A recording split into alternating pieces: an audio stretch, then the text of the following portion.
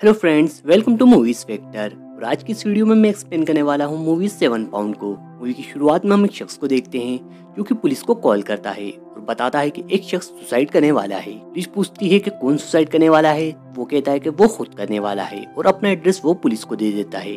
और इसी के साथ कहानी फ्लैशबैक में जाती है और हम देखते हैं बेन को। ये वही शख्स था जो पुलिस को कॉल कर सुसाइड की खबर देता है। और अब वो एक मीट कंपनी में कॉल करता है और अपने ऑर्डर का स्टेटस लेता है, जहाँ पर एक अंधा आदमी जिसका नाम एजरा होता है वो कॉल उठाता है। तब बेन उस शख्स को बहुत डांटता है और बुरा भला भी कहता है, लेकिन वो शख्स बेन को कुछ नहीं कहता और मुस्कुराकर कॉल काट देता है। और अब बेन को बहुत बुरा लगता है क्योंकि वो ऐसा शख्स नहीं है। दरअसल बेन जानना चाहता था कि वो शख्स दिल का कैसा है और बेन उसको टेस्ट कर रहा था। अब नेक्स्ट सीन में हम देखते हैं कि बेन IRS ऑफिसर है और वो एक एमिली नाम की लड़की की प्रोफाइल और उसकी बैंक डिटेल को चेक कर रहा होता है। एमिली की फाइनेंशियल कंडीशन ठीक नहीं होती, उसे एक दिल की बीमारी भी होती है। बस एमिली को बचाने का एक ही तरीका है और वो है हार्ट ट्रांसप्लांट। लेकिन उसका ब्लड ग्रुप रेयर है, जिसकी वजह से उसे कोई डोनर नहीं मिल पा रहा। वो हॉस्पिटल बिल भी पे नहीं कर पा रही है। नेक्स्ट सीन में बेन एमिली के घर जाता है। हाँ, उसकी पड़ोसी से उसे पता चलता है कि एमिली हॉस्पिटल गई है। बेन हॉस्पिटल का एड्रेस लेता है और वहाँ पर जाता है। लिफ्ट में वो एमिली को देखता है, लेकिन वो उससे वहाँ पर कोई बात नहीं करता। उसके बाद एमिली एक वार्ड में जाती है, जहाँ बेन भी उसके पीछे पीछे जाता है और उसे वहीं दरवाजे पर खड़ा बाहर से देखता है। तभी एमिली की नजर बेन पर पड़ती है, तब बेन वहाँ से चला जाता है। अब बाहर बेन कार में बैठा होता है, जहाँ वो उसकी और उसकी वाइफ की मेमोरीज को याद कर रहा होता है। दोनों एक दूसरे से बहुत प्यार करते थे, लेकिन उसकी वाइफ अब इस दुनिया में नहीं है। उसके बाद बेन एक वृद्धाश्रम में जाता है, जहाँ बूढ़े लोगों को रखा जाता है। वहाँ वो काउंटर पर अपना कार्ड दिखाकर अंदर जाता है। यहाँ पर वो एक शख्स को देखने आया होता है जिसका नाम स्टीवर्ट होता है। दरअसल स्टीवर्ट को बोन मेरो की जरूरत होती है और बेन ये जानने आता है कि वो शख्स अच्छा है या बुरा। बेन देखता है कि वहाँ पर वो एक बूढ़ी औरत को दवा पिला रहा होता है और वो उस औरत से बहुत बुरी तरीके से बात कर रहा होता है। स्टीवर्ट बेन से मिलता है, वो उसे अपनी फाइनेंशियल कंडीशन बताता है कि बेन एक IRS ऑफिसर होता है। स्टीवर्ट को ये नहीं पता होता कि बेन उसकी मदद करने के इरादे से यहाँ पर आया है। बेन कहता है कि बाहर तुम्हारी BMW एक कार खड़ी है। बेन ये समझ जाता है कि ये शख्स झूठ बोल रहा है और फिर वो वहाँ से चला जाता है। बेन एमिली के हॉस्पिटल जाता है और एक किताब पढ़ने के बहाने एमिली को वो ऑब्जर्व करता है। अब एमिली बेन को देख लेती है, फिर वो उसके पास आती है और उससे कहती है कि क्या वो उसका पीछा कर रहा है, क्योंकि एमिली बेन को पहले भी एक बार उस वार्ड में देख चुकी थी। अब बेन एमिली को बैठने को कहता है और उसे उसके 3 साल के इनकम स्टेटमेंट के बारे में बताता है। एमिली पूछती है कि क्या वो कल उसके वार्ड में आया था। बेन मना कर देता है, कहता है कि IRS का काम करने का तरीका ऐसा नहीं है। उसके बाद कुछ देर वो एमिली से उसके इनकम स्टेटमेंट को लेकर बात करता है और उसके बाद एमिली वहाँ से चली जाती है। अब हम देखते हैं कि बेन अपना बड़ा सा घर छोड़कर एक छोटे से होटल में रहने लगता है। अगले दिन वो एमिली से मिलने जाता है, जहाँ वो अपने कुत्ते के साथ वॉक कर रही होती है और बेन भी उसको ज्वाइन करता है। अब दोनों वॉक करके घर लौटते हैं, जहाँ बेन एमिली से उसकी सोर्स ऑफ इनकम के बारे में पूछता है। वो बताती है कि वो छोटे मोटे जॉब्स करती है, लेकिन वो अभी इस घर को रेंट पर देना चाहती है क्योंकि उसे हॉस्पिटल के बिल्स पे करना है। बेन एमिली को ये बताता है कि उसे पता है कि उसे हार्ट की बीमारी है और उसका लास्ट इलाज हार्ट ट्रांसप्लांट ही है। वो उससे कहता है कि वो उसके अकाउंट फ्रीज करवा देगा, जिससे उसे 6 महीने का ओवर टाइम मिल जाएगा। तब एमिली उसे थैंक्स कहती है और उससे कहती है कि उसे ऐसा क्यों लग रहा है कि वो उसकी बहुत बड़ी मदद करने वाला है। बेन उससे कहता है कि तुम्हें जिंदगी में एक और मौका मिलना चाहिए। नेक्स्ट सीन में बेन उसके होटल के रूम में एक्वेरियम लेकर आता है, जिसमें वो जेलीफिश और कुछ मछलियां रखता है। वो बताता है कि उसने पहली बार 12 साल की उम्र में उसके पिता के साथ जेलीफिश देखी थी और उसके पिता उसे जेलीफिश दिखाने ले गए थे। उसके पिता ने उसे बताया था कि जेलीफिश इस दुनिया की सबसे खतरनाक फिश है। बेन से मिलने उसका एक फ्रेंड आता है, उसे बेन के डॉक्टर से उसकी मीटिंग के बारे में बताता है। वो बताता है कि डॉक्टर ने कहा है कि रिपोर्ट जल्द ही आ जाएंगी। बेन उससे पूछता है कि तुम इसके अलावा और कुछ कहना चाहते हो। वो शख्स उससे एक सवाल पूछता है। बेन कहता है कि उसका अभी भी वही फैसला है और तुम दिमाग से नहीं दिल से काम ले रहे हो। और बेन उससे कहता है कि वो बस उसका वादा याद रखे। फ्रेंड्स, उसके फ्रेंड्स का ऐसा क्या सवाल था जिससे बेन इतना गुस्सा हो जाता है, ये तो हमें आगे ही पता चलेगा। यहाँ बेन का दोस्त उससे ये भी कहता है कि ये काम उसके लिए भी आसान नहीं है, लेकिन वो बेन के लिए ये भी करने को तैयार है, जिसके लिए बेन उसको थैंक्स कहता है। अब उसका दोस्त दुखी मन से वहाँ से चला जाता है। बेन एक ओल्ड लेडी से मिलता है। सर, उस लेडी को बेन ने अपना एक लीवर डोनेट किया था। बेन उस लेडी से किसी ऐसे इंसान के बारे में पूछता है जिसे सच में किसी की मदद की जरूरत हो। वो लेडी बेन से इसका कारण पूछती है, तो बेन बताता है कि उसे बस मदद करना है। वो लेडी एक औरत का नंबर उसे देती है, बताती है इसका बॉयफ्रेंड इसे बहुत मारता है और लास्ट टाइम उसने इस औरत का रिब फ्रैक्चर कर दिया था। उसके 2 बच्चे हैं और डर के कारण वो पुलिस में कंप्लेन भी नहीं कर सकती। बेन उस लेडी का एड्रेस लेकर उसके घर जाता है। बेन उससे कहता है कि वो उसकी मदद करने के लिए आया है, लेकिन वो लेडी कहती है कि उसे किसी की मदद की जरूरत नहीं और वो बेन को जाने के लिए कहती है। बेन अपना कार्ड वहाँ पर रख देता है और उससे कहता है कि अगर उसे कभी भी जरूरत लगे वो उसे कॉल कर सकती है।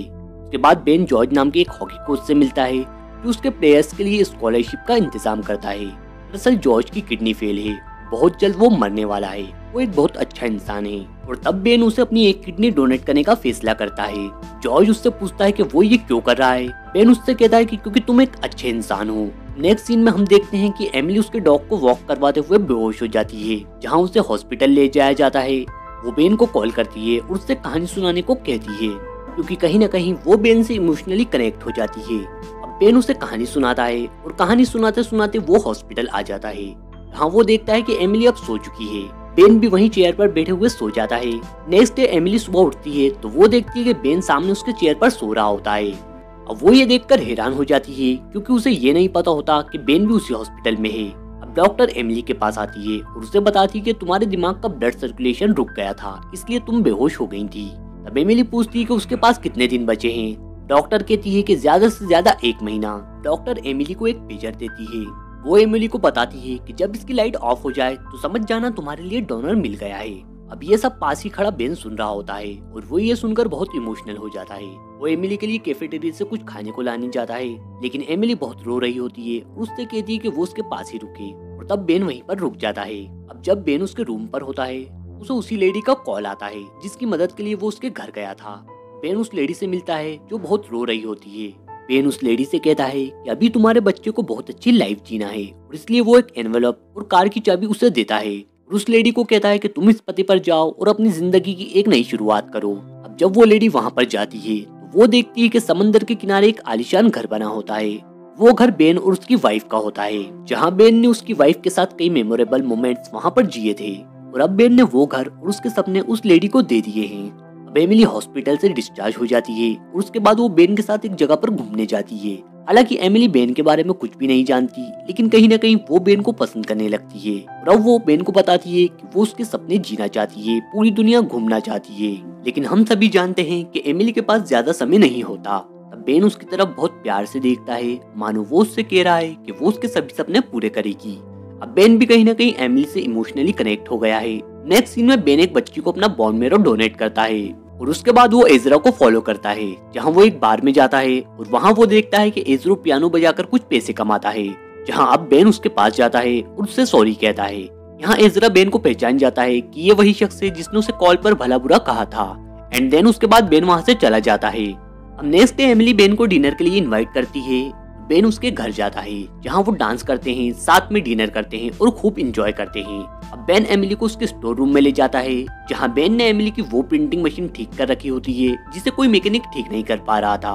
अब ये देखकर एमिली बहुत खुश होती है और बेन को गले लगा लेती है और उससे किस करती है। दरअसल वो मशीन उसके पिता की आखिरी निशानी होती है। अब बेन अपनी कार से एक गिफ्ट निकालने जाता है जो वो एमिली के लिए लाया होता है, पर तभी वहाँ पर एक शख्स आ जाता है। दरअसल वो बेन का भाई होता है। वो बेन से कहता है कि जो तुम कर रहे हो वो इलीगल है, और वो उसका कार्ड बेन से मांगता है। फ्रेंड्स, यहाँ हमें ये पता चलता है कि बेन दरअसल उसके भाई का नाम होता है और उसका नाम टिम होता है, और IRS ऑफिसर भी उसका भाई होता है, वो नहीं। टिम दरअसल एक इंजीनियर होता है। वो ऐसा इसलिए करता है ताकि वो जरूरतमंद लोगों को ढूंढ सके और उनकी हेल्प कर सके।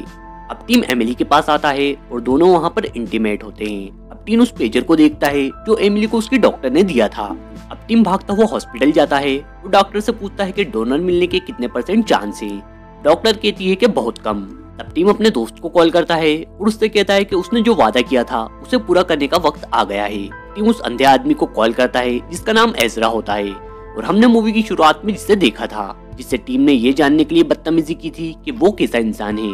और तब टिम उससे कहता है कि वो उसे एक गिफ्ट देना चाहता है।